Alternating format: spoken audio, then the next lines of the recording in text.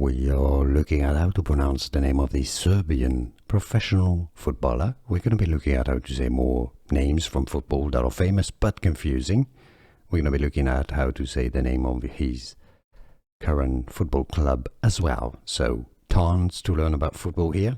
In pronunciation, stay tuned. Serbian pronunciation, Dusan Vlahovic. Dusan Vlahovic. So overall, Dusan Vlahovic. In English, you can say it as Dusan Vlahovic. Yeah, pretty good, I believe. Like this video if you found it useful. How did you used to say it? Let us know in the comments, and more videos for you here to learn more pronunciations of names that too many people get wrong. Stay tuned.